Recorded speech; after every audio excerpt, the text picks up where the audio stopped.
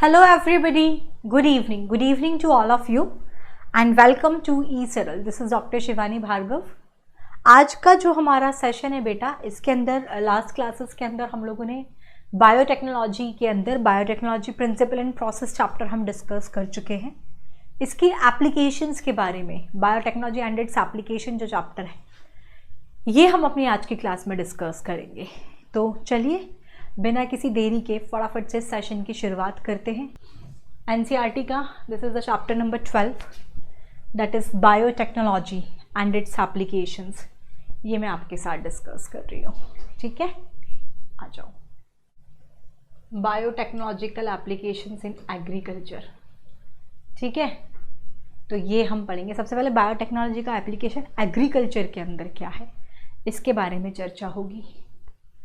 तो let us take a look at the three options हैं food के production को बढ़ाने के लिए. एक है एग्रो केमिकल बेस्ड एग्रीकल्चर, जिसमें हम केमिकल फर्टिलाइजर्स, पेस्टिसाइड्स वगैरह इन सब का भी इस्तेमाल करते हैं.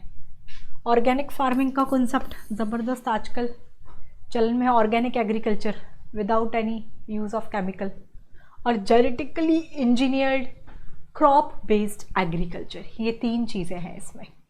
ठीक है, प्रोडक्शन को, फूड के प्रोडक्शन को बढ़ाने के लिए, for increasing the food production. Agriculture के अंदर देख रहे हैं हम सबसे पहले बायोटेक्नोलॉजी की एप्लीकेशन एग्रीकल्चर के अंदर क्या है. तो फूड प्रोडक्शन को बढ़ाने के लिए एक तो आप केमिकल एग्रोकेमिकल बेस्ड एग्रीकल्चर है, एक ऑर्गेनिक एग्रीकल्चर है, दूसरा genetically modified genetically engineered crop based agriculture है. क्या है, कैसे, डिटेल डिस्कशन हम करेंगे.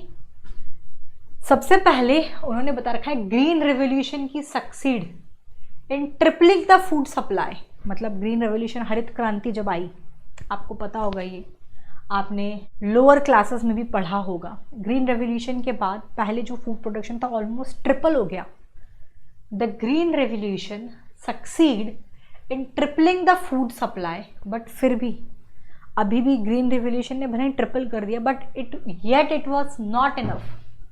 अभी भी उतना पर्याप्त नहीं था to feed the growing human population. जिस तरीके से हमारी जनसंख्या बढ़ रही है, तो उस जनसंख्या को फीड करने के लिए भले ही ग्रीन रेवोल्यूशन के बाद हमारा फूड का प्रोडक्शन का अमाउंट जस्ट ट्रिपल हो गया, लेकिन अभी भी उतना सफिशिएंट नहीं है.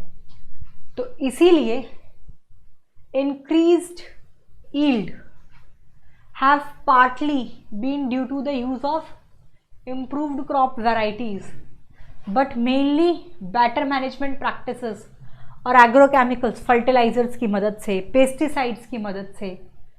For farmers in the developing world, agrochemicals जो हैं, मतलब जो खेती बाड़ी में जो chemicals, हम pesticides की बात करें, चाहे fertilizers की बात करें, बहुत ज़्यादा expensive है.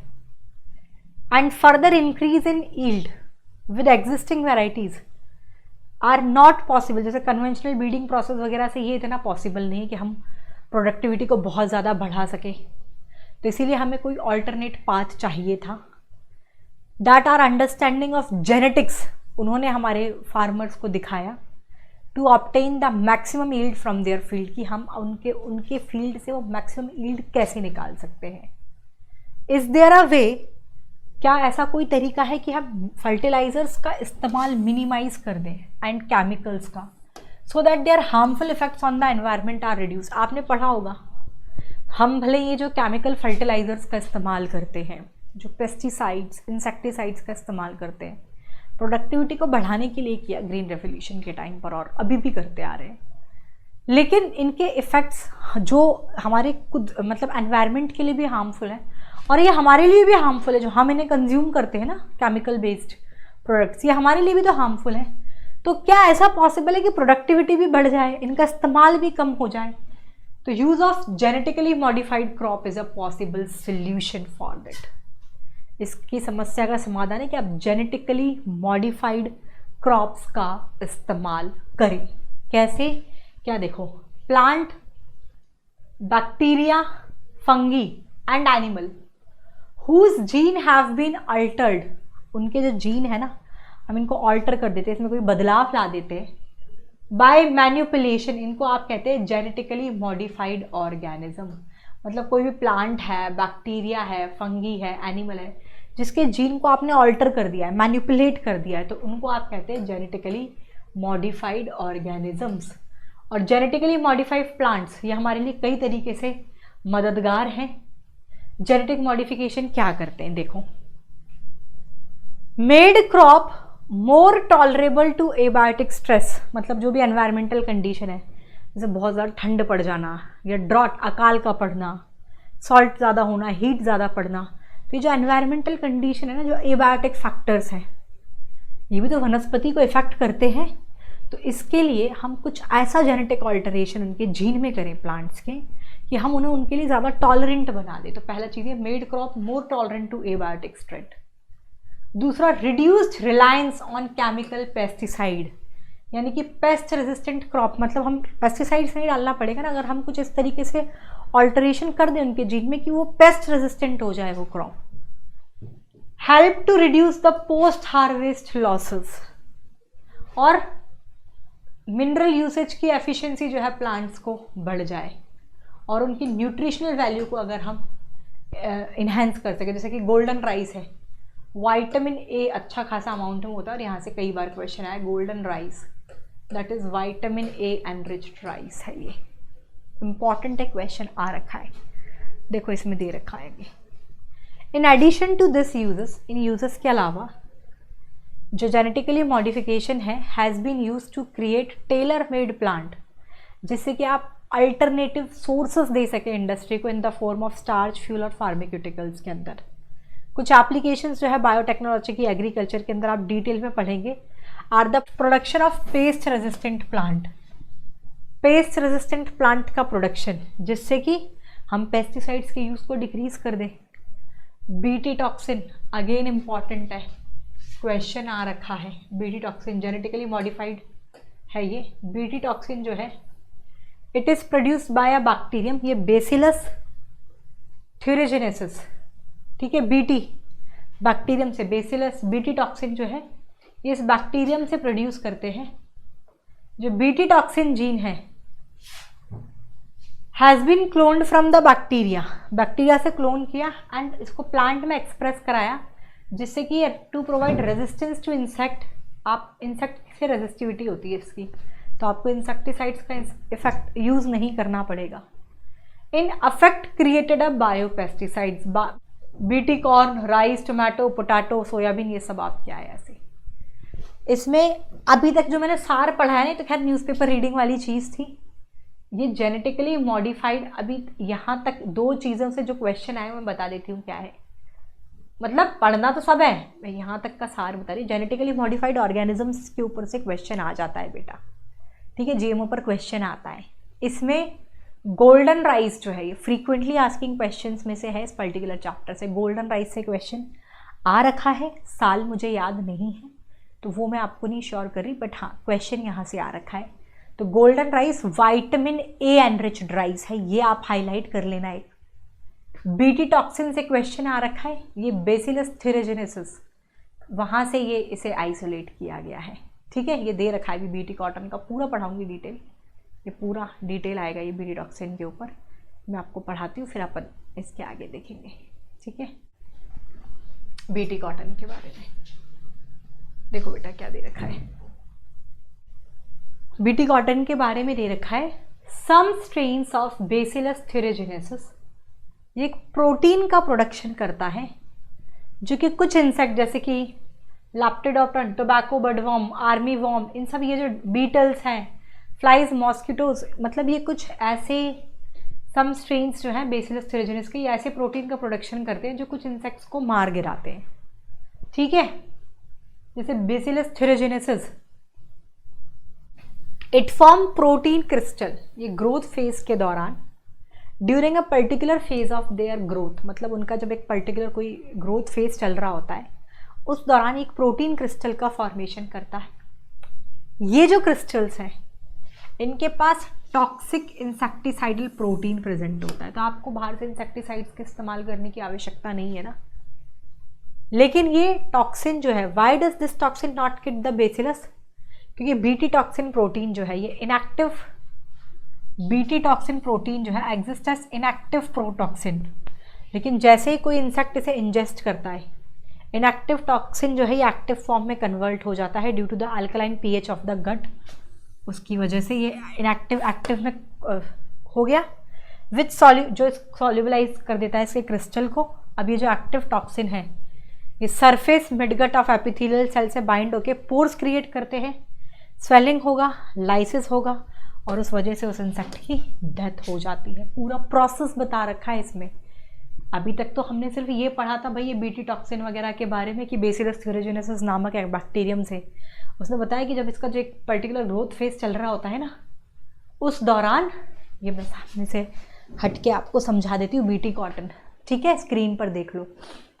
बेसिलस थ्यूरोजेनेसिस के कुछ स्ट्रेन एक प्रोटीन का प्रोडक्शन करते हैं जो कुछ इंसेक्ट्स को, जिनका बता भी रखा है, ये लैपिडोप्टर्स, टोबैको बडवर्म है, आर्मी वर्म है, बीटल्स हैं, फ्लाइज हैं, मॉस्किटोज हैं, इनको मार गिराता है। कुल मिला के इंसेक्टिसाइड्स है ना, ये इंसेक्टिसाइडल है, लिखा भी ना, इट किल सर्टेन इंसेक्ट। इससे जो प्रोटीन प्रोड्यूस होता है बेसिलस थ्यूरोजेनेसिस से, वो कुछ इंसेक्ट को मार देता है।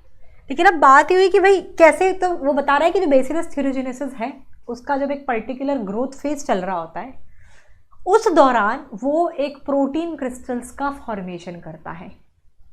और ये जो क्रिस्टल्स है ना, ये जो प्रोटीन क्रिस्टल्स हैं, यही तो टॉक्सिक होते हैं, यही आपके टॉक्सिक इंसेक्टिसाइडल प्रोटीन है जो इन इंसेक्ट्स को मार गिराएंगे।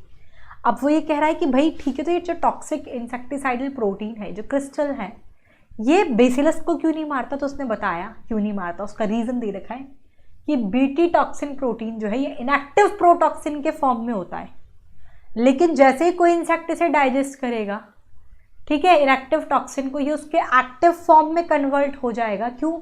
क्योंकि जब उसको खाया ना, तो उसके गट का जो अल्कलाइन पीएच है वो इस इनएक्टिव प्रोटॉक्सिन को एक्टिव टॉक्सिन में कन्वर्ट कर रहा है, विच सॉल्युबलाइज, तो उसे क्रिस्टल सॉल्युबलाइज होंगे। तो अब ये एक्टिव टॉक्सिन जो है उसकी surface of midgut epithelial cell से बाइंड होके पोर्स का क्रिएट करेगा, स्वेलिंग करेगा, लाइसिस होगा, और फाइनली उस इंसेक्ट की डेथ हो जाती है। ठीक है, बेसिलस थ्यूरोजेनेसिस में आपको बस याद रखना है, क्रिस्टल प्रोटीन इंसेक्टिसाइडल होता है ये। बाई चांस कोई पूछ ले तो याद होना चाहिए थोड़ा सा डिटेल कि भाई ये उसको क्यों नहीं इफेक्ट करता बेसिलस थ्यूरोजेनेसिस को ही, क्योंकि भाई वो जो है इनएक्टिव प्रोटॉक्सिन होता है। लेकिन जैसे कोई इसे इंसेक्ट खाता है, ये इनएक्टिव प्रोटॉक्सिन उसके अल्कलाइन पीएच ऑफ गट की वजह से इनएक्टिव एक्टिव फॉर्म में कन्वर्ट हो जाता है। फिर ये सॉल्युबलाइज होते हैं क्रिस्टल, जो पोर्स क्रिएट करेंगे, लाइसिस करेंगे, और इस इंसेक्ट की डेथ हो जाएगी उस वजह से। ये सारी राम कहानी है इसकी। ठीक है, अब ये आगे का दे रखा है, आगे क्या दे रखा है देखो, अल्कलाइन पीएच होता है गट का, जो इनएक्टिव प्रोटॉक्सिन को एक्टिव फॉर्म में कन्वर्ट कर रहा है, याद रख लेना। Specific BT toxin gene were isolated from bacillus thuringiensis, इन्हें कई और सेवरल क्रॉप प्लांट जैसे कि कॉटन वगैरह के अंदर भी इनकॉर्पोरेट किया गया। चॉइस ऑफ जीन डिपेंड करता है क्रॉप और टारगेट पेस्ट के ऊपर। जैसे अधिकतर जो बीटी टॉक्सिन है ये इंसेक्ट ग्रुप स्पेसिफिक है कि भाई इसी पर काम करेगा। The toxin is coded by a gene जिसका नाम है ये CRYIAC, cry gene. There are a number of them, for example protein encoded by gene ये IAC एंड IAB, जो कॉटन बॉलवर्म्स और कंट्रोल कॉर्न बोरर को कंट्रोल करता है। बस वो बीटी टॉक्सिन ही ज़्यादा इंपॉर्टेंट था उसमें। अब ये देख लो पेस्ट रेजिस्टेंट प्लांट्स के बारे में। अभी इसमें गोल्डन राइस बहुत इंपॉर्टेंट हुआ, यहाँ तक जो पढ़ा मैं यहाँ लिख देती हूँ उसका सार।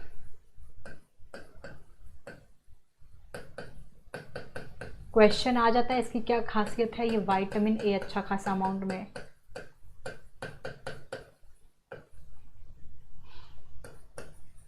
बीटी टॉक्सिन के बारे में। ठीक है, वो बीटी कॉटन वाला पूरा कॉन्सेप्ट, अल्कलाइन पीएच गट का, इनएक्टिव प्रोटॉक्सिन को टॉक्सिन में, इंसेक्टिसाइड, वो पूरा कॉन्सेप्ट इंपॉर्टेंट है ना।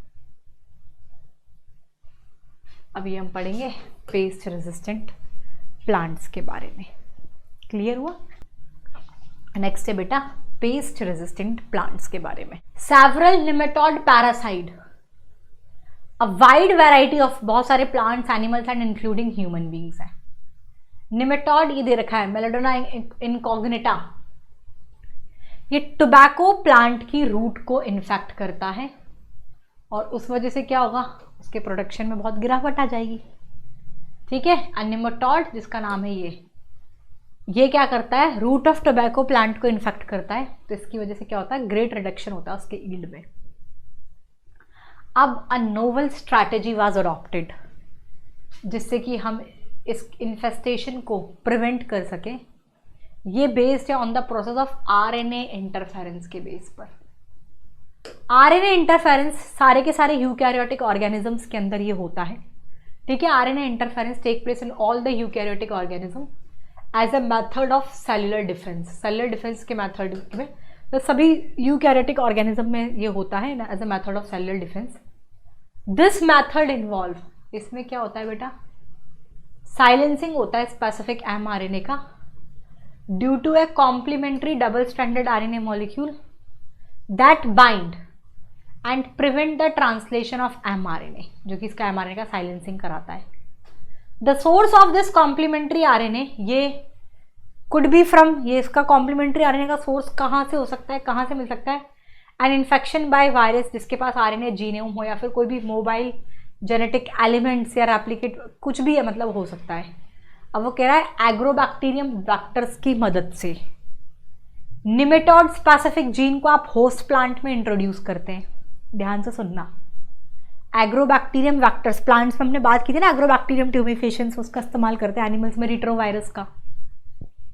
एग्रोबैक्टीरियम वेक्टर की मदद से आपने निमेटोड स्पेसिफिक जीन को इंट्रोड्यूस किया होस्ट प्लांट के अंदर। अब इंट्रोडक्शन ऑफ डीएनए कुछ इस तरीके का था कि उसने sense and anti sense RNA in the host cell दोनों का प्रोडक्शन कर दिया। अब ये सेंस और एंटी सेंस आरएनए दोनों आपस में एक दूसरे के कॉम्प्लीमेंट्री टू ईच अदर है, तो ये डबल स्ट्रैंडेड आरएनए का फॉर्मेशन करते हैं that initiate the RNA interference, और उस तरीके से specific mRNA of the nematode को सीक्वेंस कर देते हैं, तो ट्रांसजेनिक होस्ट में वो रह ही नहीं पाएगा।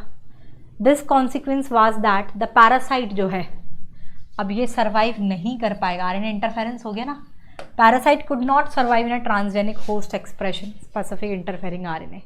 तो transgenic plant therefore got itself, मतलब इसलिए जो भी ट्रांसजेनिक प्लांट है उस पैरासाइट से अपने आप को प्रोटेक्ट कर लेता है। The transgenic plant therefore got itself protected from the parasite. ये आप देखो, ये है बस, फिर मेडिसिन में पढ़ेंगे। मेडिसिन में इंसुलिन के बारे में दे रखा होगा इसमें, जेनेटिकली इंजीनियर्ड इंसुलिन, हाँ, one of the famous variety. Repeated frequency थे, मतलब मोस्ट इंपॉर्टेंट टॉपिक्स में से कह सकते हो आप, genetically engineered insulin most repeated frequency से पूछे जाने वाले क्वेश्चन में से है ये। Pro maturation of pro insulin, बहुत। Gene therapy again most frequently asking question में से जीन थेरेपी भी। जीन थेरेपी अभी मतलब कुल मिला के इसके बाद जो पढ़ाऊंगी ना, जेनेटिकली इंजीनियर्ड इंसुलिन के बारे में एंड जीन थेरेपी के बारे में, this is one of the most frequently asking question from this particular chapter. अभी तक पढ़ना सब है, अभी तक ये जितना पढ़ा है ना, इसमें अधिकतर जो क्वेश्चन एक तो गोल्डन राइस पर आया है। ठीक है, गोल्डन राइस के बारे में बस ये एक पॉइंट, विटामिन ए एनरिच्ड होता है। बीटी टॉक्सिन पर आया है, इसका पूरा पता होना चाहिए, वो बेसिलस थ्यूरोजेनेसिस से निकलता है, इंसेक्टिसाइड्स के लिए रेजिस्टेंट होता है, कैसे क्या होता है, ये खुद बेसिलस को क्यों नहीं इफेक्ट करता। तो पहले ये इनएक्टिव प्रोटॉक्सिन के फॉर्म में होता है, जैसे कोई इंसेक्ट से डाइजेस्ट करता है उसके अल्कलाइन पीएच ऑफ गट की वजह से वो एक्टिव टॉक्सिन में हो जाता है, क्रिस्टल सॉल्युबलाइज्ड होते हैं, तो लाइसिन पोर्स बनाएगा और उसकी डेथ हो जाएगी इंसेक्ट की। ये पूरी राम कहानी आनी चाहिए बीटी टॉक्सिन के बारे में, इंपॉर्टेंट है क्योंकि आ जाता है बेटा बीटी कॉटन के बारे में, है ना, ये आना चाहिए। फिर ठीक है, आरएनए रेजिस्टेंट प्लांट आपने एक बार मतलब ये पढ़ना है, सिलेबस में तो सारा कुछ ही है, बट मैं नीट का प्यार बता रही हूँ एक तरीके से ये। अब मेडिसिन अभी एग्रीकल्चर के अंदर पढ़ा था, अब मेडिसिन के अंदर हम बायोटेक्नोलॉजिकल एप्लीकेशन पढ़ेंगे। देखो इसमें दे रखा है ना, the recombinant DNA technological process health care में बहुत इम्पैक्ट, इसका इमेंस इम्पैक्ट है in the area of health care, क्योंकि मास प्रोडक्शन करवाता है ये सेफ और मोर इफेक्टिव थेरापेटिक ड्रग्स का। फर्दर रिकॉम्बिनेंट, ये अनवांटेड इम्यूनोलॉजिकल रिस्पॉन्स वगैरह नहीं, कुल मिला के इसका जो यूज़ है एट प्रेजेंट लगभग 30 recombinant therapeutics have been approved हो चुकी है ह्यूमन यूज़ के लिए ओवर द वर्ल्ड वाइड, और इंडिया के अंदर 12 of this are presently being marketed. इसमें बहुत फेमस है genetically engineered insulin. Diabetic patient जितने भी होते हैं इंसुलिन थेरेपी पर इंसुलिन का इंजेक्शन वो लेते हैं, यही तो है, इसी की वजह से संभव है। देख लो कितना इम्पॉर्टेंट है, देखो लिखा हुआ है इसमें, सुन लो। Management of adult onset diabetes is possible, management जो डायबिटीज का, by taking the insulin at a regular time interval. What would a diabetic patient do if enough human, क्या करेगा डायबिटिक पेशेंट जो ब्रेकफास्ट के पहले भी इंसुलिन ले रहा है, हर मील के पहले अपने इंसुलिन लगाना पड़ता है, अगर इनफ इंसुलिन अवेलेबल ही ना हो मार्केट के अंदर, ठीक है। If you discuss this you will soon realise कि मतलब क्या इंपॉर्टेंट रोल है इसका। If you discuss this you will soon realise that one would have to isolate, हमें आइसोलेट करना पड़ता है, and use insulin from the other animal.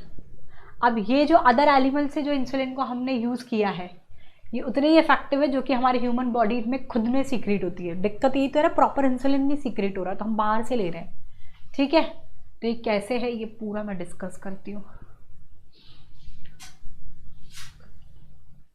सुनते जाओ। अब insulin use for diabetes, diabetes में जो इंसुलिन का इस्तेमाल होता है, was earlier extracted from pancreas of slaughtered cattle and pig, पहले यहाँ से आइसोलेट किया गया था।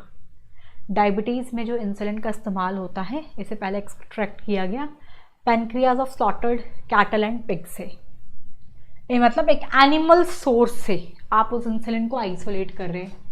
Insulin from an animal source दो कॉज, इसमें कुछ पेशेंट्स के अंदर एलर्जी और दूसरे टाइप के रिएक्शंस डेवलप किए थे फॉरेन प्रोटीन के लिए। वेरी इंपॉर्टेंट, ये लाइन से क्वेश्चन नीट में आ रखा है।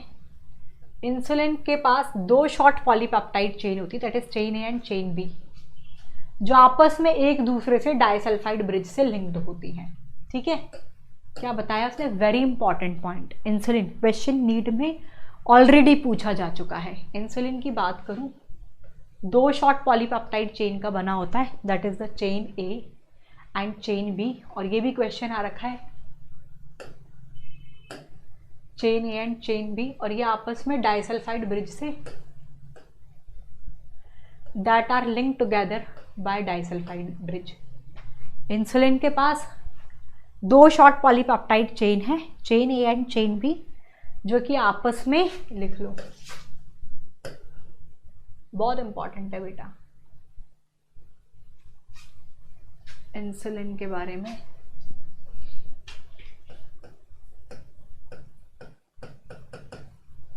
It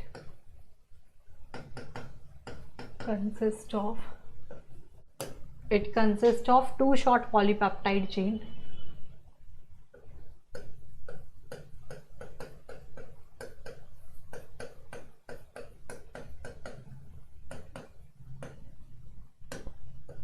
that is chain A and chain B, और जो आपस में that are linked together by disulfide bridge।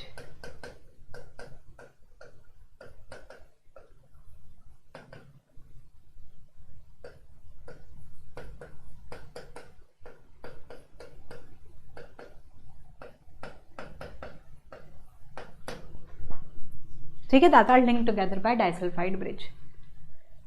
in mammals including humans, हमारे अंदर mammals के अंदर including human, insulin is synthesized as a pro-hormone, like a pro-enzyme. The pro-hormone also need to be processed before it become fully mature and functional hormone।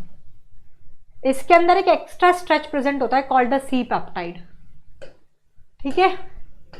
The C peptide is not present in the mature insulin, ये maturation के दौरान, during the maturation का C peptide is not present in the natural insulin and is removed during the maturation into insulin। तो main challenge जो था for the production of insulin using the DNA recombinant technique was getting insulin assembled into a mature form, इसको mature form में assemble करना। तो Eli Lilly एक American company थी, उन्होंने 2 DNA sequence corresponding to A and B chain of human insulin introduce किए plasmid E coli के अंदर इंसुलिन चेन को बनाने के लिए। फिर chain A and B were produce separately, फिर इनको एक्सट्रैक्ट किया और कंबाइन कर दिया बाद में डाइसल्फाइड बॉन्ड से, इससे ह्यूमन इंसुलिन का बना। एक ये पॉइंट इंपॉर्टेंट है कि मैच्योर इंसुलिन में सी पेप्टाइड एब्सेंट होता है, ये पॉइंट और लिख लो। C peptide is not present in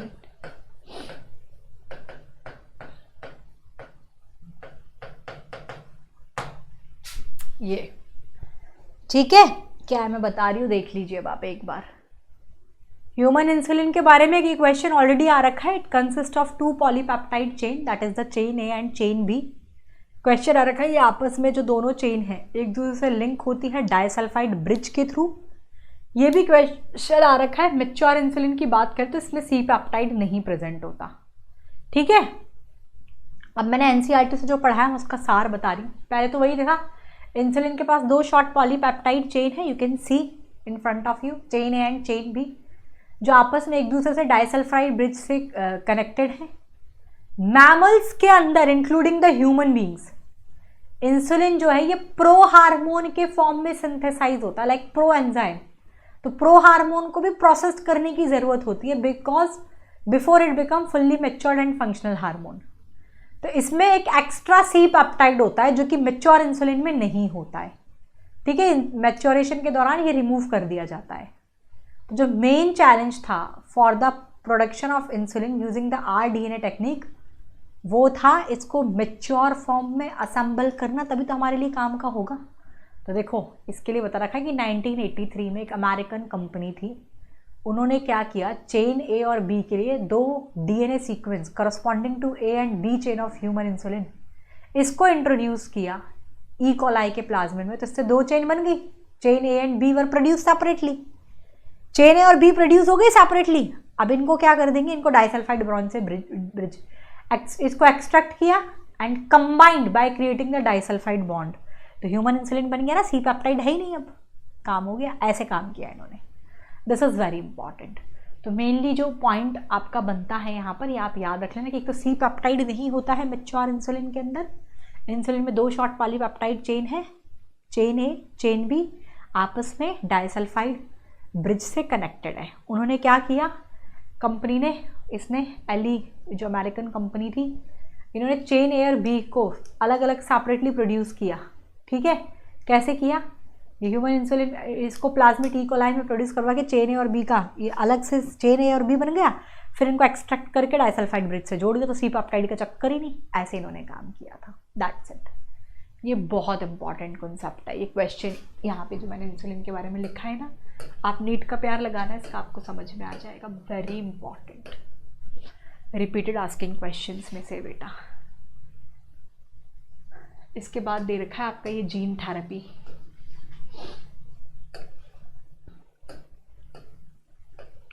again this is also very important. Gene therapy बहुत इंपॉर्टेंट है, ये भी रिपीटेड आस्किंग क्वेश्चंस में से। ADA डेफिशिएंसी, फिर ये मॉलिक्यूलर डायग्नोसिस पढ़ लेंगे। आ जाओ, जीन थेरेपी देख लेते हैं। देखो उनने कहा कि अगर कोई पर्सन है उसके अंदर कोई हेरिडिटी डिजीज के साथ वो जन्म लेता है, तो क्या करेक्टिव थेरेपी भी टेकन, करेक्टिव थेरेपी लेते हैं हम उस डिजीज के लिए। जीन थेरेपी एक ऐसा अटेम्प्ट है, इसमें कुछ कलेक्शन ऑफ मेथड जो कि उस पर्टिकुलर जीन, जो डिफेक्टिव जीन है उसी का करेक्शन होता है। That allow correction of gene defect, मतलब पता लग गया कि भाई इस पर्टिकुलर जीन का डिफेक्ट है, तो उसी जीन का करेक्शन कर देंगे। That allow correction of gene defect that has been diagnose in a child और एम्ब्रियो, मतलब बच्चे में या जन्म से पहले या एम्ब्रियो में अगर आपको पता लगे कि डिफेक्टिव जीन कौन सा है, तो आप उस जीन को करेक्शन कर देंगे।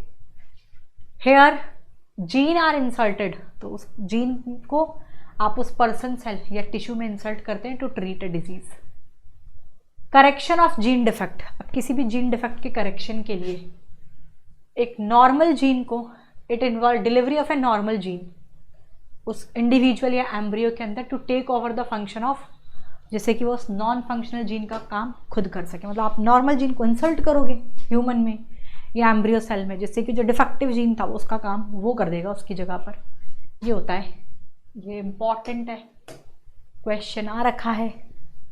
फर्स्ट क्लिनिकल जीन थेरेपी 1990 में एक 4 साल की बच्ची थी, एडीए डेफिशिएंसी से पीड़ित, उसके साथ की गई थी। ये एंजाइम बहुत क्रूशियल होता है इम्यून सिस्टम के फंक्शन के लिए। दिस डिसऑर्डर इज कॉज, किस वजह से होता है? Due to the deletion of the gene adenosine deaminase के लिए जो जीन है उसके डिलीशन की वजह से डिसऑर्डर होता है एडीए डेफिशिएंसी। कुछ चिल्ड्रन के अंदर एडीए डेफिशिएंसी को क्योर किया गया बाय बोन मैरो ट्रांसप्लांटेशन, और कुछ के अंदर in other it can be traced by enzyme replacement therapy, जिसमें फंक्शनल एडीए दिया गया पेशेंट को by injection. ADA deficiency gene therapy से ट्रीट किया गया, इंपॉर्टेंट है। But the problem with both of this approach that कि कंप्लीटली क्यूरेटिव तो भी नहीं था। तो as a first step towards the gene therapy, lymphocyte क्या किया गया first step toward the gene therapy, क्योंकि कंप्लीटली क्यूरेटिव नहीं था ना ये दोनों तरीके। तो lymphocytes from the blood of patient के ब्लड से लिम्फोसाइट को लेके इसे कल्चर में बाहर की तरफ आउटसाइड द बॉडी ग्रो करवाया। अब फंक्शनल एडीए, उसी की तो डेफिशिएंसी थी, functional ADA using a retrovirus vector, इसको इंट्रोड्यूस किया गया फिर इस लिम्फोसाइट में, which are subsequently return to the patient, और बाद में इसको पेशेंट में डाल दिया गया।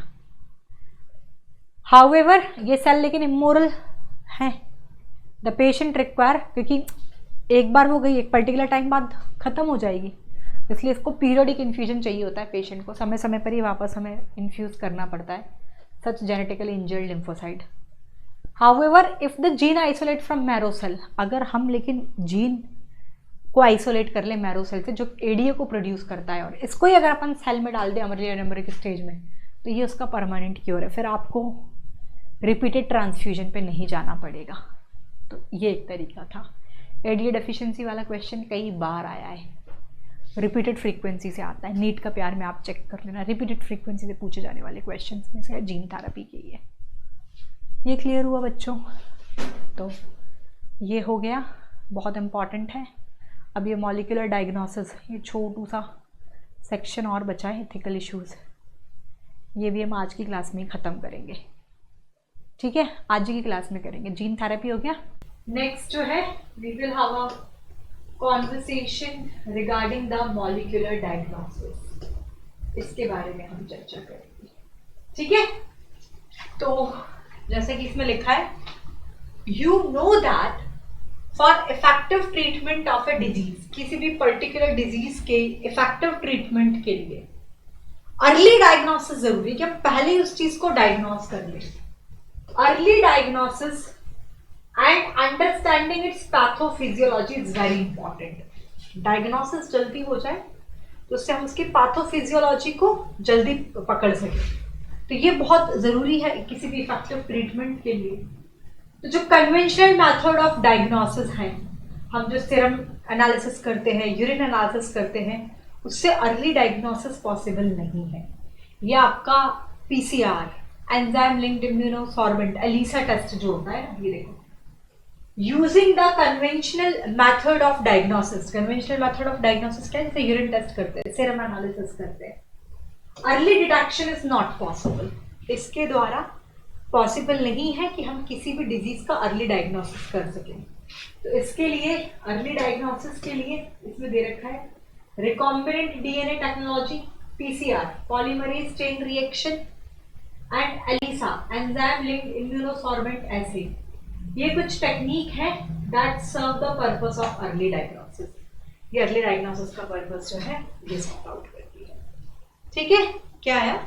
सिंपल सी चीज कि भाई किसी भी डिजीज के इफेक्टिव ट्रीटमेंट के लिए हमने क्या पढ़ा कि एक तो अर्ली डायग्नोसिस हो जिससे कि हम उसकी पैथोफिजियोलॉजी को समझ सके। अर्ली डायग्नोसिस जरूरी है।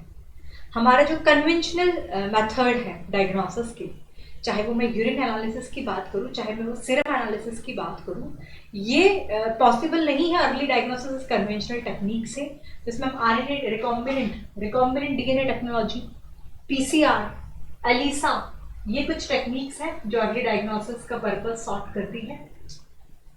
किसी भी पैथोजन, चाहे वो bacterial disease causative agent, it may be bacteria, it may be virus, तो पैथोजन का प्रेजेंट होना इज नॉर्मली सस्पेक्टेड। ये कब सस्पेक्टेड होता है? Only when the pathogen has produce a disease symptom. Obvious सी बात है, जब तक वो पैथोजन डिजीज के, किसी बीमारी के सिम्टम प्रोड्यूस नहीं करता, तो हमें कैसे पता लगेगा कि हमारी बॉडी के अंदर पैथोजन प्रेजेंट है, चाहे वो बैक्टीरिया हो चाहे वायरस हो, जब तक वो किसी पर्टिकुलर डिजीज के सिम्टम्स ना शो कर दे।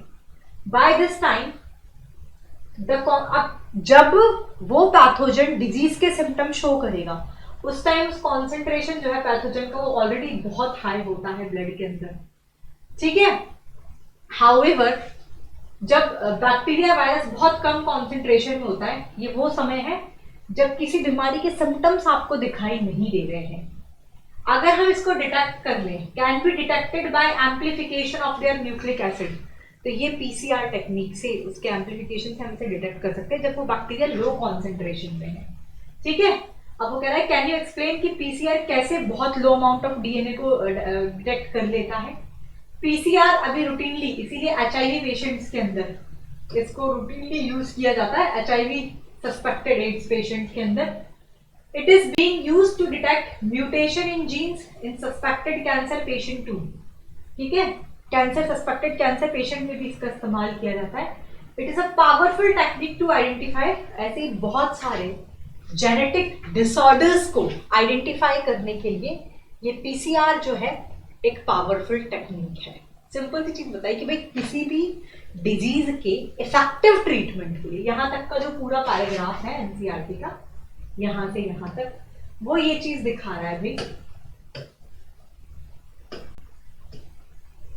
यहां तक का जो पूरा पैराग्राफ है वो इस चीज को दिखा रहा है कि भाई किसी भी डिजीज के इफेक्टिव ट्रीटमेंट के लिए जरूरी है अर्ली डायग्नोसिस और उसकी पैथोफिजियोलॉजी को समझना। तो कह रहा है कि जो कन्वेंशनल मेथड ऑफ डायग्नोसिस है, चाहे वो हम सीरम एनालिसिस की बात करें, चाहे हम वो यूरिन एनालिसिस की बात करें, इससे अर्ली डायग्नोसिस नहीं होगा, ठीक है। क्योंकि आपकी बॉडी में किसी भी पैथोजन का प्रेजेंट होना, अगर बैक्टीरिया प्रेजेंट है, वायरस प्रेजेंट है, हमें तब तक नहीं पता लगता जब तक वो डिजीज के सिम्टम्स ना शो कर दे। और जब डिजीज के सिम्टम्स हमारी बॉडी में शो होने लग जाएंगे, तो वो ऑलरेडी मतलब हमारी बॉडी के अंदर बहुत हाई कॉन्सेंट्रेशन के अंदर है। तो जो पीसीआर टेक्निक की मैं बात कर रही थी, जो डिजीज के सिम्टम्स भी है ना, लेकिन अगर आपको सस्पेक्टेड है कि यार ये एड्स हो सकता है, इस बंदे में एचआईवी सबसे सस्पेक्टेड एड्स पेशेंट है, ऐसे आपको किसी कैंसर पेशेंट में जीन म्यूटेशन सस्पेक्शन है, आपको पीसीआर टेक्निक के थ्रू, अभी डिजीज बॉडी में सिम्टम्स नहीं आए लेकिन सस्पेक्टेड है वो पेशेंट, ऐसे बहुत सारे जेनेटिक डिसऑर्डर्स हैं, पीसीआर टेक्निक के थ्रू हम अर्ली डायग्नोस कर सकते हैं, क्योंकि वो लो अमाउंट ऑफ डीएनए को भी एम्प्लीफाई करके पता कर लेता है। That is the thing. ये इस पूरे पैराग्राफ का सार है। अब देखो, सॉरी, नेक्स्ट दे रखा है अ सिंगल स्ट्रैंडेड डीएनए और आरएनए। सिंगल स्ट्रैंडेड डीएनए और आरएनए जो है tagged with a radioactive molecule is allowed to hybridize to its complementary DNA in a clone cell, जिससे कि ऑटो रेडियोग्राफी से हम डिटेक्ट कर सकते हैं। Clone having the mutated gene, ये जो क्लोन जिसके पास वो जो म्यूटेटेड जीन है, ये फोटोग्राफिक फिल्म में नहीं दिखाई देगा, बिकॉज क्योंकि प्रोब के पास विल नॉट हैव कॉम्प्लीमेंटरिटी, मतलब वो म्यूटेटेड जीन तो कॉम्प्लीमेंटरी में नहीं है, तो इसलिए फोटोग्राफिक फिल्म में नहीं शो होगा। ऐसे ही एलिसा टेस्ट एड्स के लिए किया जाता है ना, enzyme linked immunosorbent acid test सुना होगा आपने।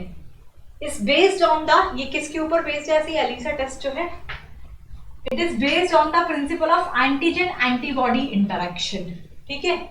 एंटीजन एंटीबॉडी इंटरेक्शन के ऊपर ये बेस्ड होता है। इन्फेक्शन बाय पैथोजन, किसी भी पैथोजन से अगर इन्फेक्शन होता है, it can be detected by the presence of, तो ये कैसे पता कर सकते हैं? एंटीजन की प्रेजेंस से, चाहे वो प्रोटीन हो, ग्लाइकोप्रोटीन हो, और बाय डिटेक्टिंग द एंटीबॉडी, या फिर एंटीबॉडी को डिटेक्ट कर ले by synthesize against the pathogen, जो पैथोजन के अगेंस्ट जो एंटीबॉडी बनी है वो या उस एंटीजन के प्रेजेंस से। ये एंटीजन एंटीबॉडी इंटरेक्शन ही एलिसा टेस्ट का बेसिस है। ELISA test human health and disease chapter पढ़ते हैं आप 12th के अंदर, उसके अंदर है ये क्वेश्चन नीट में आ भी रखा है, मुझे साल याद नहीं है। एड्स के लिए कंफर्मेटरी टेस्ट हम एलिसा करते हैं। Anybody from the class let me know in the chat section. Human health and disease में पढ़ते हैं भी। टाइफाइड फीवर के लिए बहुत कॉमन है, आपने सुना होगा। इसके लिए कंफर्मेटरी टेस्ट कौन सा होता है बच्चों? Let me know in the chat section. Typhoid fever के लिए बोलो, सुना होगा ना, बहुत कॉमन भी है, पढ़ा नहीं होगा तो भी आप में से शायद कभी ना कभी किसी ने करवाया ही होगा। टाइफाइड फीवर के लिए विडाल टेस्ट करते हैं, ठीक है। अभी ट्रांसजेनिक प्लांट्स तो हमने पढ़े थे ऑर्गेनिज्म में। Next we will have a conversation regarding the transgenic animals, इनके बारे में अब हम बात करेंगे, ठीक है। Next we will have a conversation regarding the transgenic animals, इनके बारे में बात करेंगे। यहाँ तक क्लियर हो गया, ठीक है। देखो मैं साइड हट जाती हूँ जिससे कि दोबारा से इसमें कुछ भी तुम्हें लिखने की जरूरत नहीं है। ये मॉलिक्यूलर डायग्नोसिस में ये जो पहला पैराग्राफ दे रखा है अर्ली डायग्नोसिस तक, मैं सबका सार आपको एक बार बताती जाती हूँ। जस्ट एक बार ऐसे ही देख लो, इसको कोई नोट्स बनाने की जरूरत नहीं है, एनसीईआरटी से ही देख लेना कि किसी भी डिजीज के इफेक्टिव ट्रीटमेंट के लिए अर्ली डायग्नोसिस और उसकी पैथोफिजियोलॉजी को समझना, ये दो चीज़ें ज़रूरी हैं। तो कह रहा है जो कन्वेंशनल मेथड ऑफ डायग्नोसिस है जैसे कि यूरिन एनालिसिस, सीरम एनालिसिस, इससे अर्ली डिटेक्शन पॉसिबल नहीं होता। तो फिर क्या होता है? रिकॉम्बिनेंट डीएनए टेक्नोलॉजी है, पीसीआर है, एलिसा है, ये कुछ इंपॉर्टेंट टेक्निक्स हैं जो अर्ली डायग्नोसिस को सर्व करते हैं। फिर उन्होंने बताया कि जैसे किसी भी पैथोजन का प्रेजेंट होना हमें अब तब तक नहीं पता लगता ना जब तक बॉडी में डिजीज के सिम्टम्स ना हो, और जब बॉडी में डिजीज के सिम्टम्स आ गए यानी कि ऑलरेडी हाई कॉन्सेंट्रेशन के अंदर है आपकी बॉडी के अंदर, लेकिन पीसीआर टेक्निक वगैरह से जैसे कोई भी एचआईवी सस्पेक्टेड है, मान लो किसी के अंदर, मतलब एचआईवी सस्पेक्टेड एड्स पेशेंट है, या फिर किसी में mutation in gene in suspected cancer patient, तो इनके अंदर ये जो है पीसीआर एक पावरफुल टेक्निक है। और भी बहुत सारे जेनेटिक डिसऑर्डर्स में भी अर्ली डायग्नोसिस को पता करने की, ये पूरा ये जेनेटिक डिसऑर्डर तक का ये बहुत आसान है। लास्ट पैराग्राफ का तो आपको पहले इसके पहले सिंगल स्टैंडर्ड डीएनए और आरएनए, ये सब ऑटो रेडियोग्राफी में क्यों नहीं दिखता, वो सारी चीज़ें बताई। फिर से होता है एलिसा टेस्ट। एलिसा टेस्ट कब करवाया जाता है? तो as I told you HIV suspected AIDS patient में एड्स का कंफर्मेटरी टेस्ट है आपका एलिसा टेस्ट, एंजाइम लिंक। जिसको फुल फॉर्म नहीं पता लिख लेना, वैसे हम ये पढ़ते हैं ह्यूमन हेल्थ एंड डिजीज में भी, बट यहाँ पर चर्चा चली है तो यहीं पर देख लो। It is enzyme linked immunosorbent assay test. ये प्रिंसिपल है एंटीजन एंटीबॉडी इंटरेक्शन का। इन्फेक्शन बाय पैथोजन, किसी पैथोजन से अगर इन्फेक्शन होता है तो ये एंटीजन के प्रेजेंस से हम उसके अगेंस्ट जो एंटीबॉडी बनता है इसके बेसिस पर पता लगा सकते हैं। तो antigen antibody interaction, this is the principle which is used in ELISA test, ठीक है। That is the enzyme linked immunosorbent assay test which is the confirmatory test for the AIDS. ये हो गया। अब जो नेक्स्ट जो है we will have a conversation regarding the transgenic animals, इनके बारे में चर्चा करेंगे, ठीक। शुरू करें, चलो ये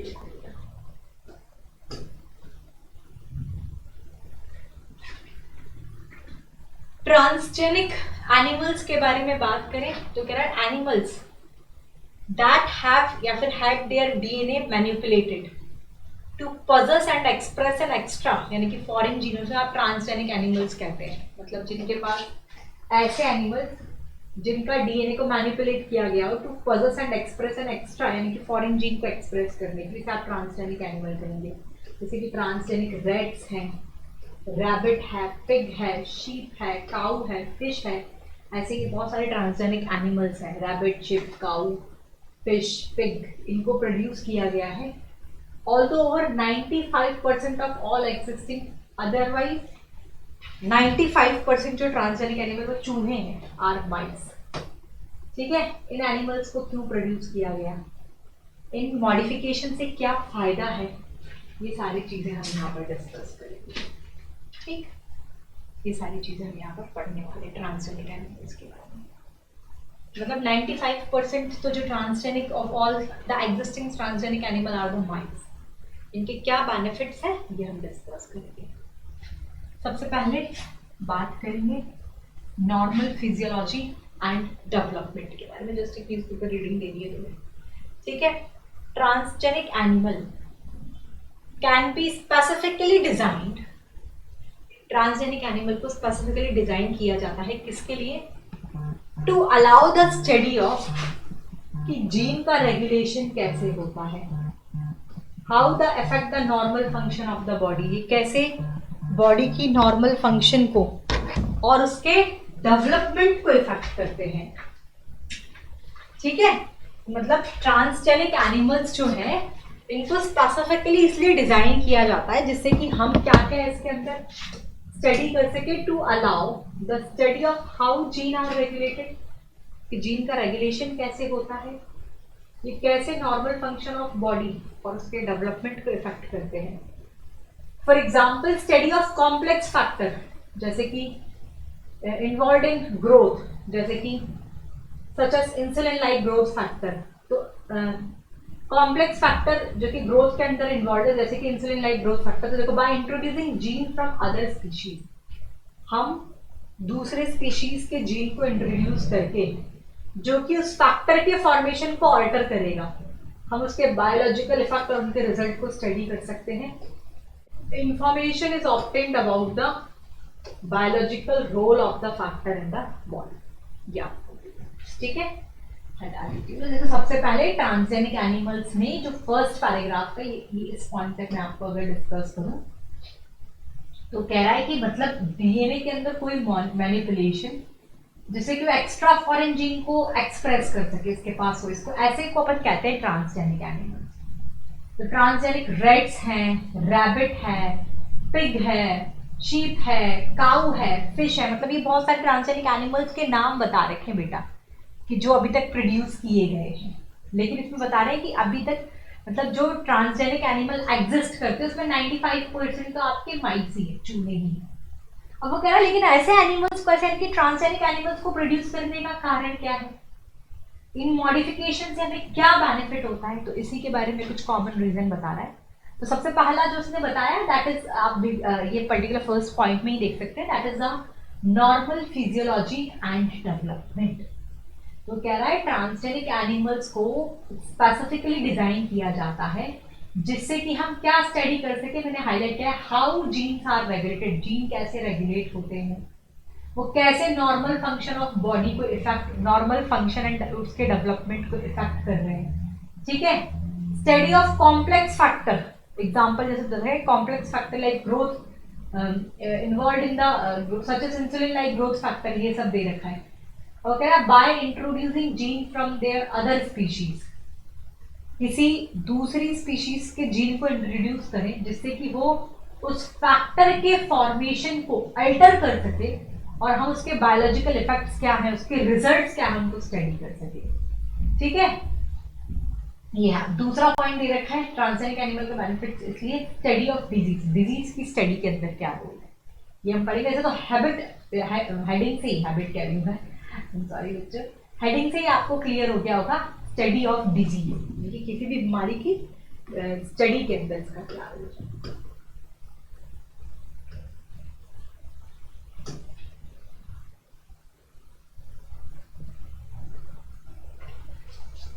देखो, मैनी ट्रांसजेनिक एनिमल्स, उनको डिजाइन किया गया है टू इंक्रीज आवर अंडरस्टैंडिंग कि कैसे जीन जो है ये कंट्रीब्यूट करते हैं किसी भी डिजीज के डेवलपमेंट के लिए।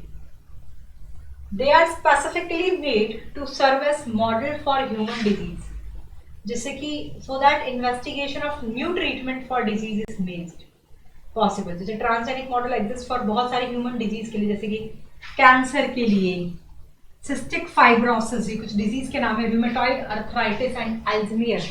मतलब इनको अगर हम इनको ट्रांसजेनिक, तो हम इनका ट्रीटमेंट अच्छे से बना सकते हैं ना। तो ये बहुत सारे, ये देखो डिजीज की स्टडी में देखो many transgenic animal are design, बहुत सारे ट्रांसजेनिक एनिमल को डिजाइन किया जाता है जिससे कि हम कि कैसे जीन का कंट्रीब्यूशन है उस डिजीज के डेवलपमेंट में, मतलब जीन कैसे क्या रोल प्ले कर रहा है उस पर्टिकुलर डिजीज के डेवलपमेंट में, हम इस चीज को समझ पाए। तो these are specially made to serve as model for the human disease, जैसे कि उसके इन्वेस्टिगेशन और उसके नई ट्रीटमेंट जो है उस डिजीज के ये पॉसिबल हो सके। तो इसमें बता रखा है कि कौन कौन से ह्यूमन डिजीज के लिए, अल्जाइमर डिजीज है, सिस्टिक फाइब्रोसिस है, रूमेटॉइड अर्थराइटिस है, कैंसर है, इनके लिए ये अवेलेबल है। ठीक, नेक्स्ट जो है इसमें बायोलॉजिकल प्रोडक्ट्स के बारे में दे रखा है और ये केमिकल सेफ्टी एंड टेस्टिंग, बस ये दो हेडिंग है। फिर तो ये कुछ एथिकल इश्यूज दे रखे हैं, जेनेटिक इंजीनियरिंग अप्रूवल कमेटी, यहाँ से इस पॉइंट से क्वेश्चन आ रखा है, मैं बता दूंगी क्या क्वेश्चन आता है। ठीक है, फिर बायो पायरेसी के ऊपर क्वेश्चन आ रखा है, क्या क्वेश्चन आता है ये भी मैं आपको बता दूंगी। दोनों हेडिंग से क्वेश्चन आ रखा है। बायो पायरेसी हेडिंग दिख रही है ना आपने, यहाँ से क्वेश्चन एग्जाम में पूछा जा चुका है। ठीक है, ये जेनेटिक इंजीनियरिंग अप्रूवल कमेटी ये हेडिंग दिख रही है, यहाँ से क्वेश्चन पूछा जा चुका है। ठीक है, हम बायोलॉजिकल प्रोडक्ट्स के बारे में देखेंगे। चलो आ जाओ। बायोलॉजिकल प्रोडक्ट्स की बात करें तो कह रहा है मेडिसिन की रिक्वायरमेंट होती है to treat certain human disease. ठीक है, तो मेडिसिन की जरूरत है कुछ ह्यूमन डिजीज को ट्रीट करने के लिए। It can contain biological product, but ये जो प्रोडक्ट है ये बहुत एक्सपेंसिव है इनको बनाना। तो ट्रांसजेनिक एनिमल जो कि ऐसे यूजफुल बायोलॉजिकल प्रोडक्ट को प्रोड्यूस करते हैं, इनको हम बना सकते हैं बाय द इंट्रोडक्शन, मतलब वो पर्टिकुलर पोर्शन ऑफ डीएनए जो कि इस पर्टिकुलर प्रोडक्ट के लिए कोड करता है, जैसे कि ह्यूमन प्रोटीन जो कि एम्फिसिमा के ट्रीटमेंट में काम आता है। उसी तरीके से similar attempt are being made phenylketonuria, cystic fibrosis in disease के ट्रीटमेंट इसे अटेम्प्ट बताए गए। सबसे पहला transgenic cow Rosie produced human protein enriched milk, ये प्रोड्यूस किया था। मिल्क के अंदर ह्यूमन अल्फा लैक्टा एल्ब्यूमिन जो कि न्यूट्रिशनली मोर बैलेंस प्रोडक्ट है फॉर ह्यूमन बेबीज के लिए than the natural cow milk. आज थोड़ा सा दिक्कत हो रही है मुझे सांस लेने में, कोई भी मैं ऐसे साइड में हट के आपको वापस बता रही हूँ। बायोलॉजिकल प्रोडक्ट्स में क्या बताया कि मेडिसिन की रिक्वायरमेंट होती है ना कुछ ह्यूमन डिजीज को ट्रीट करने के लिए, तो उसमें जिन बायोलॉजिकल, तो कह रहा है ऐसे प्रोडक्ट्स बहुत एक्सपेंसिव होते हैं, तो हम क्या करेंगे ट्रांसजेनिक एनिमल्स जो कि ऐसे यूजफुल बायोलॉजिकल प्रोडक्ट बना सकते हैं, उनके अंदर हम वो पोर्शन ऑफ डीएनए डाल देंगे जो उस पर्टिकुलर प्रोडक्ट को कोड करता है, जैसे कि ह्यूमन प्रोटीन या एम्फिसिमा के ट्रीटमेंट में काम आता है, फिनाइलकीटोन्यूरिया के लिए, सिस्टिक फाइब्रोसिस के लिए। ये क्वेश्चन एक बार आ रखा है। सबसे पहला ट्रांसजेनिक काउ थी रोजी जो कि ह्यूमन प्रोटीन एनरिच्ड मिल्क का प्रोडक्शन करती है। इसके अंदर ह्यूमन अल्फा लैक्टा एल्ब्यूमिन जो कि न्यूट्रिशनली मोर बैलेंस प्रोडक्ट है ह्यूमन बेबीज के लिए as compare to the natural cow, ये इसके अंदर है। ठीक है, अब दो हेडिंग्स और इसमें, एक है वैक्सीन सेफ्टी, एक है केमिकल सेफ्टी टेस्टिंग। क्या है डिटेल डिस्कशन हम इनका भी करेंगे। यहाँ तक समझ में आ गया ना बच्चों, हेडिंग से ही चीजें समझ में आ जाएंगी। जो वैक्सीन सेफ्टी के नाम से ही क्लियर है transgenic animals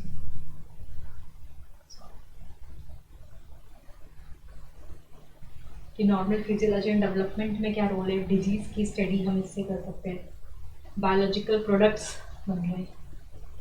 next is the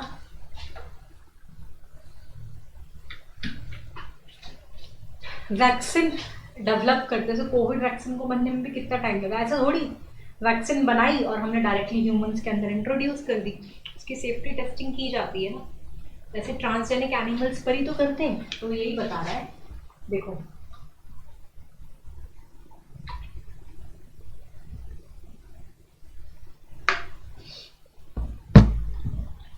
तो इसमें उसको बताया ट्रांसजेनिक माइस के बारे में। They are being developed for use in testing the safety of vaccine, किसी भी वैक्सीन की सेफ्टी को टेस्ट करने के लिए ट्रांसजेनिक माइस का डेवलप किया गया। मतलब ह्यूमंस में यूज करने से पहले हम उस वैक्सीन को उस ट्रांसजेनिक माइस पर करते हैं। जैसे कि ट्रांसजेनिक माइस का इस्तेमाल किया गया था to test the safety of the polio vaccine. Polio vaccine की सेफ्टी के लिए हमने ट्रांसजेनिक माइस का यूज किया था। इफ सक्सेसफुल, अगर लगता है कि भी सक्सेसफुल और रिलायबल है, तो they could replace the use of monkey to test the safety of a batches of the vaccine. Monkey पर भी किया जाता है, तो अगर ये वहां पर रिलायबल तो ये स्किप कर सकते हैं फिर मंकी पर। तो कुल मिला के वैक्सीन सेफ्टी के अंदर नाम से ही क्लियर है। पोलियो वैक्सीन की ये, कोई भी वैक्सीन जब बनती है तो फिर डायरेक्टली ह्यूमन में इंट्रोड्यूस नहीं कर दिया जाता, हमें उसकी सेफ्टी चेक करनी पड़ती है, कोई साइड इफेक्ट्स तो नहीं है, रिलायबल है कि नहीं है, सेफ है कि नहीं है। ट्रांसजेनिक माइस का यूज किया जाता है, तो फिर मंकी वाला वैक्सीन स्किप कर सकते हैं। ये चीज लास्ट पॉइंट है केमिकल सेफ्टी टेस्टिंग। इसे आप कहते हैं टॉक्सिसिटी या फिर सेफ्टी टेस्टिंग। ये प्रोसीजर बिल्कुल वैसा है जो कि ड्रग की टॉक्सिसिटी के लिए जो यूज किया जाता है उसमें। तो ट्रांसजेनिक एनिमल्स आर मेड जिनके पास जीन होता है विच मेक देम, वो जीन होता है जो कि उस एनिमल्स टॉक्सिक सब्सटेंस के लिए उन्हें ज्यादा सेंसिटिव बनाता है then non transgenic animal. They are then expose to the toxic substance, फिर इनको आप टॉक्सिक सब्सटेंस एक्सपोज करते हैं और उसके इफेक्ट को स्टडी किया जाता है। Toxicity testing in such animal, इससे आपको कम समय में, लेस टाइम में आपको इसमें रिजल्ट जो है, toxicity testing in such animal will allow us to obtain result in less time. This is the chemical safety testing.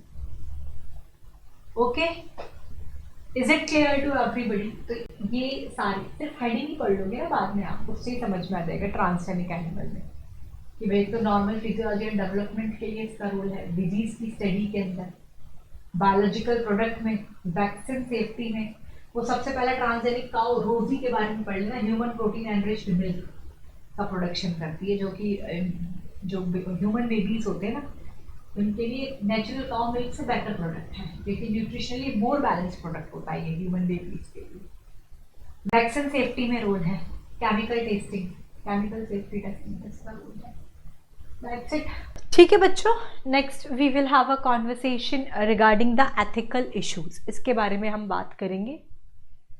जिसमें लिख रहा है the manipulation of living organism, किसी भी लिविंग ऑर्गेनिज्म को मैनिपुलेट करना हमारे द्वारा by the human race can not go any further, ये नहीं किया जा सकता विदाउट रेगुलेशन। इसके कुछ एथिकल स्टैंडर्ड्स हैं which are required to evaluate the morality of all the human activities, जो कि किसी भी लिविंग ऑर्गेनिज्म को हेल्प करने के लिए या उनके हार्म के लिए हो।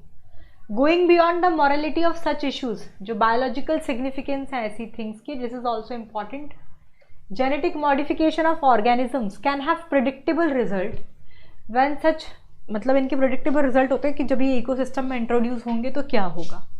तो इसके लिए इंडियन गवर्नमेंट ने, therefore the Indian government has set up organisation जिसको नाम है जेनेटिक इंजीनियरिंग अप्रूवल कमेटी, जो कि ये सारे डिसीजंस बनाती है regarding the validity of GM research and the safety of introducing the genetically modified organism for public services. ये क्वेश्चन आगे आ चुका है। इस कमेटी का नाम इम्पॉर्टेंट है, I am not sure about the year, मुझे साल के बारे में नहीं आइडिया है, बट ये क्वेश्चन है। इंडियन गवर्नमेंट ने एक संस्था सेटअप की थी जिसका नाम है जेनेटिक इंजीनियरिंग अप्रूवल कमेटी, जो कि सारे decisions which will make the decision genetic modified research, GM research के लिए, वैलिडिटी के लिए, उनकी सेफ्टी, जेनेटिकली मॉडिफाइड ऑर्गेनिजम्स की फॉर पब्लिक सर्विसेज ये है। The modification uses of living organism for public services, चाहे फूड के लिए हो, मेडिसिन सोर्स के लिए हो, ये भी प्रॉब्लम्स क्रिएट करती है विथ पेटेंट्स ग्रांटेड किए गए हैं इसी के लिए। इसकी वजह से पब्लिक में भी गुस्सा इसकी वजह से डेवलप हुआ, तो बहुत सारी companies granted patent for product and technology जो कि जेनेटिक मटेरियल्स का, प्लांट्स का और दूसरे बायोलॉजिकल रिसोर्सेज का यूज़ करती आई हैं लंबे समय तक, developed and use by farmers and indigenous people, जैसे कि राइस के बारे में दे रखा है, एक इम्पॉर्टेंट फूड ग्रेन है, the presence of which goes back, इनका मतलब इनका जो प्रेजेंस है thousands of year in Asian agriculture, कई सालों का है एशियाज की एग्रीकल्चर हिस्ट्री में, ऐसा माना जाता है कि लगभग 200,000 यानी कि 2 लाख वैरायटी तो राइस की इंडिया के अंदर ही है। द डाइवर्सिटी ऑफ राइस, चावल की जो डाइवर्सिटी है इंडिया के अंदर, इज वन ऑफ द, सबसे ज़्यादा वर्ल्ड में, विश्व में सबसे ज़्यादा इंडिया में ही पाई जाती है उसकी सबसे ज़्यादा प्रजाति। बासमती राइस के बारे में दे रखा है, डिस्टिंक्ट फॉर इट्स, बासमती उसका जो स्मेल है, उसका जो एरोमा है, उसका फ्लेवर है, इसके 27 डॉक्यूमेंटेड वैराइटीज़ ऑफ बासमती ये इंडिया के अंदर ग्रो किया जाता है, जिसको आप reference to basmati in ancient text आपको मिलेगा फॉल्कलोर और पोइट्री में, जो काफ़ी सदियों से हमारे यहाँ ग्रो किया जा रहा है। लेकिन 1997 ने हमारे यहाँ कई सालों से इसे ग्रो किया जा रहा है, लेकिन पेटेंट करा दिया 1997 में। एक अमेरिकन कंपनी ने गॉट पेटेंट राइट्स ऑन, इन्होंने पेटेंट करा दिया बासमती राइस को through the US patent and trademark office. This allowed the company, जिससे कि एक न्यू वैरायटी ऑफ बासमती को यूएस एंड अब्रॉड में सेल कर सकते हैं। ये जो न्यू वैरायटी ऑफ राइस है ये एक्चुअली इंडियन फार्मर की वैरायटी से ही डेवलप किया गया है। Indian basmati was crossed with Swami dwarf varieties and claimed as an invention or novelty. The patent extend to functional equivalent, ये मतलब ये दूसरे लोगों को मतलब पेटेंट करा दिया ना भाई, तो basmati right could be restricted by the patent, तो कोई और नहीं इसको बेच सकता। बहुत सारे अटेम्प्ट बनाए गए to patent users product and process based on Indian, ऐसे हमारे मतलब इसी बासमती तो एक एग्जाम्पल दे, बहुत सारी हर्ब्स मेडिसिन जो हमारे यहाँ की, लेकिन पेटेंट कोई और करा गया, वही वाली चीज़ है। जैसे कि टर्मरिक, नीम, सदियों से हमारे यहाँ पर इसका इस्तेमाल होता आ रहा है। If we are not vigilant and we do not intimately counter this patent application, ये हमारी रिच लीगेसी जो है, तो इंडिया कुछ नहीं कर सकता था फिर इसके ऊपर। मतलब कुल मिला के हमारे यहाँ पर कई सालों से उसका पर पेटेंट कोई और जाके करा रहा है, वही वाली चीज़ थी। इसमें बायोपायरेसी एक इम्पॉर्टेंट है, ये तो सिर्फ न्यूज़पेपर रीडिंग लगा लेना, बाकी ये वाला एक कमेटी का नाम याद रखना, ये जीएम इंट्रोड्यूसिंग इसके लिए government genetic engineering approval committee, ये क्वेश्चन आ रखा है क्योंकि, ठीक है। और इसमें बायोपायरेसी के बारे में ये जो दे रखा है ये भी इम्पॉर्टेंट है, ये आ रखा है।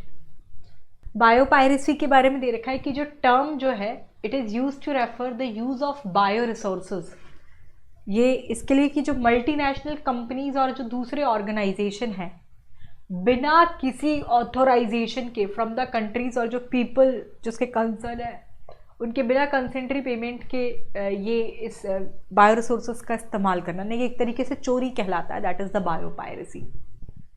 Most of the industrialised nation they are rich financially, लेकिन बायोडाइवर्सिटी वहाँ पर कमज़ोर है, ट्रेडिशनल नॉलेज वहाँ की कम है। तो in contrast the developing and the under development world, ये बायोडाइवर्सिटी वहाँ पर मतलब ऐसी बहुत सारी डेवलपिंग कंट्रीज़ हैं, बहुत सारी अंडर डेवलप्ड कंट्रीज़ ऐसी हैं which are rich in biodiversity and traditional knowledge related to the bio resources. तो जो ट्रेडिशनल नॉलेज है related to the bio resources, इसको एक्सप्लॉइट किया जाता है to develop the modern application, और इससे उनका समय भी बचता है, एफर्ट्स भी बचते हैं, एक्सपेंडिचर भी उसके कॉमर्शलाइजेशन के दौरान। There have been growing realisation of the injustice, मतलब जो उनके साथ जो इनजस्टिस हो रहा है उनको इनएडिक्वेट प्रॉपर कॉम्पनसेशन नहीं मिलता, and benefit sharing between the developed and the developing countries. तो ऐसे कुछ नेशंस हैं जिन्होंने ये लॉ डेवलप किया जिससे कि इस तरीके के अनऑथोराइज्ड एक्सप्लॉयटेशन जो हो रहा है बायो रिसोर्सेज का और ट्रेडिशनल नॉलेज का, उसको हम कम कर सकें। तो इंडियन पार्लियामेंट ने भी इसको इसमें has recently clear that, second amendment बनाया था इंडियन पेटेंट बिल में, जो कि इन सब इश्यूज़ को कंसिडरेशन में लेता है, including the patent term emergency provision and research development initiative. इसमें सिंपली ये बायोपायरेसी के डेफिनेशन से क्वेश्चन नीट के एग्ज़ाम में पूछा जा चुका है कि बायोपायरेसी क्या होती है, ठीक है। तो बायोपायरेसी जो टर्म जो है, it is use of bio resources by the multinational companies and other organisation without the proper authorisation from the countries, ये है। तो बायोपायरेसी से क्वेश्चन आ चुका है। ये जो ये है जेनेटिकली इंजीनियरिंग अप्रूवल कमिटी, यहाँ से भी क्वेश्चन नीट के एग्जाम में इस कमेटी के नाम से क्वेश्चन आ चुका है एथिकल इश्यूज से। इसमें आप सिर्फ हेडिंग देख लेना, रोजी काओ वाला फर्स्ट ट्रांसजेनिक काओ, वो आप याद रख लेना, ठीक है। ये as I told you gene therapy से ये adenosine deaminase deficiency gene therapy replacement में यहाँ से नीट में क्वेश्चन आ रखा है, ये बहुत इंपॉर्टेंट है। जेनेटिकली इंजीनियर्ड इंसुलिन, इसमें वो 2 polypeptide chain insulin A B आपस में किससे जुड़ा हुआ है, chain A and chain B है, डाइसल्फाइड ब्रिज से जुड़ा हुआ है। मैच्योर इंसुलिन में सी पेप्टाइड नहीं होता, ये क्वेश्चन आ रखा है, ठीक है। ये भी नीट में पूछा जा चुका है, आता है ये। पेस्ट रेजिस्टेंट प्लांट वगैरह के बारे में, बीटी कॉटन बहुत इंपॉर्टेंट है, बीटी कॉटन पे रिपीटेड फ्रीक्वेंसी से क्वेश्चन आता है, ठीक है। बीटी कॉटन पे आता है, गोल्डन राइस जो है उससे क्वेश्चन आता है। मतलब ये जो चैप्टर ना ऐसे टिप्स पे गिन सकते हो, यहाँ से क्वेश्चन आते हैं अधिकतर, ठीक है। इसमें मैंने आपको गोल्डन राइस से बताया, एक बीटी कॉटन से बताया, ठीक है, छोटे छोटे से पॉइंट, ठीक है। ये इम्पॉर्टेंट है।